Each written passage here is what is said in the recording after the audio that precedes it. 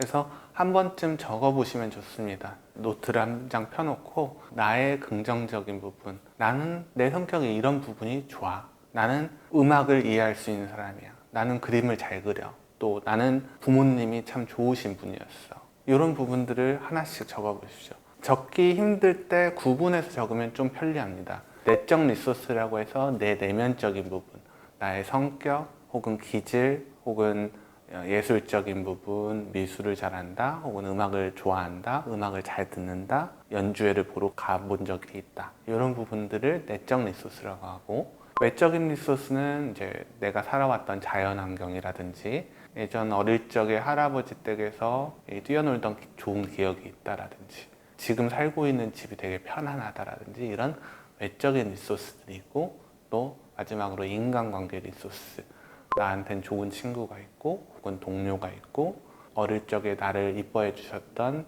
할아버지 할머니가 있고 또 부모님이 어떤 분이셨는지, 이런 부분들을 인간관계 리소스라고 할 수 있습니다. 이런 리소스 리스트를 적어보는 건 나의 치료적인 부분에서 매우 큰 도움이 됩니다.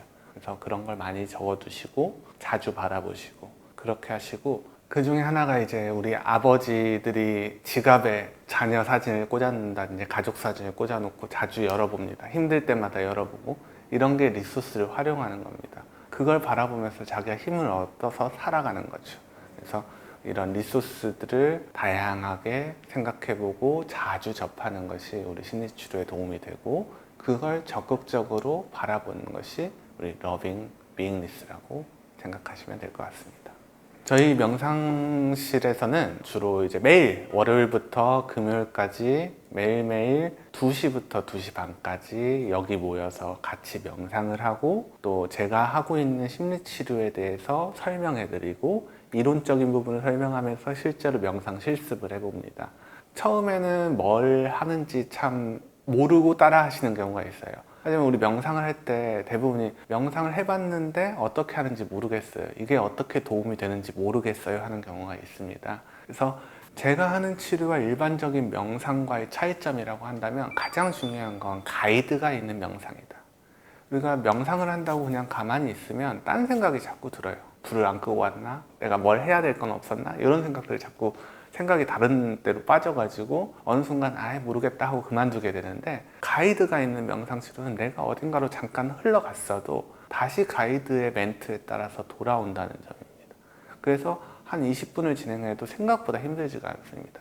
혼자서 20분간 눈 감고 뭔가 마음을 가라앉히고 어떤 걸 집중한다는 건 상당히 숙련된 사람한테도 어려운 일입니다. 그래서 가이드가 있는 명상치료를 접해보고 나신 분들은 생각보다 쉽네요 라는 말씀들을 많이 하시고, 하신 후에 항상 마음이 편안해졌다든지 혹은 호흡이 좀 편해졌습니다, 이런 말씀들을 하십니다.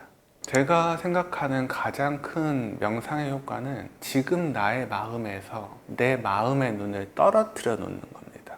지금 내가 어떤 하나에 꽂혀서 그 마음 속으로 쑥 들어가려는 나의 마음의 눈을 한 발짝 떨어져서 내 마음이 이렇구나 하고 멀리서 바라보는 건데, 이게 언뜻 생각하면 이게 뭐지?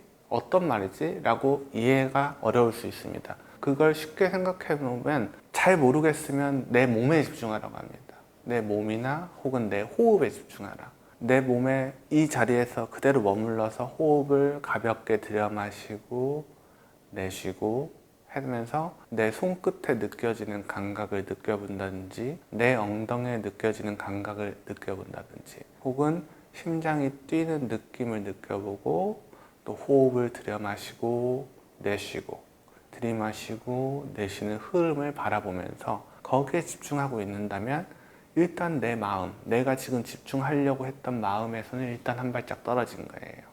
그 상태에서 잠시 머물러서 내 마음을 바라보게 되면은 아까와는 조금 다른 느낌이 듭니다. 한 발짝 떨어져서 바라보기 때문에 마치 옆 사람이 어떤 거에 화를 내고 있는데 그걸 바라보는 내가 있는 것처럼 느껴지는 거죠. 그래서 그런 상태를 유지하고 있다면 옛날만큼, 그러니까 그 전만큼, 명상하기 전만큼 심각한 느낌이 아닌 겁니다. 그래서 그렇게 되면 한결 차분해지고, 아, 내가 그렇게 심한 건 아니었구나, 내가 그렇게 심각할 건 아니었구나 라고 느끼게 되는 건데, 반복하게 해서 연습하면서 이걸 느껴보게 되면은 정말 심각한 일에 대해서도 한 발짝 떨어져서 바라볼 수 있게 되는 게 이게 명상의 효과라고 생각합니다. 사실 명상이라는 걸 지금 말만으로 이거 하면 좋습니다 라고 표현하기가 어려운 게, 경험해보지 못하신 분들은 참 이해하기가 어려워요. 저는 이걸 마치 자전거 타는 거에 비유를 합니다. 자전거를 처음 탈 때는 이론적으로 아무리 공부를 해도 이게 타지지가 않아요. 근데 어느 순간 이게 몸으로 이렇게 하면 타진다는 걸 알게 되면 이론 같은 건 상관없이 탈 수 있게 됩니다. 그래서 명상 치료를 한번 경험해 보고 나면, 그리고 한 번이 아니라 여러 번 경험해 보면서 여기에 익숙해지게 되면 아, 이게 왜 좋은지는 모르겠는데 하여튼 좋아 라는 말을 하시게 됩니다. 그래서 마치 자전거 타듯이 자연스럽게 가이드를 따라서 명상을 진행하게 되면 어느 순간 나도 자연스럽게 명상을 하게 되고, 이렇게 명상 치료를 하면서 자연스럽게 조금 더 편해진 자신을 발견하게 되면 자연스럽게 계속해서 명상을 하게 되고 찾게 됩니다.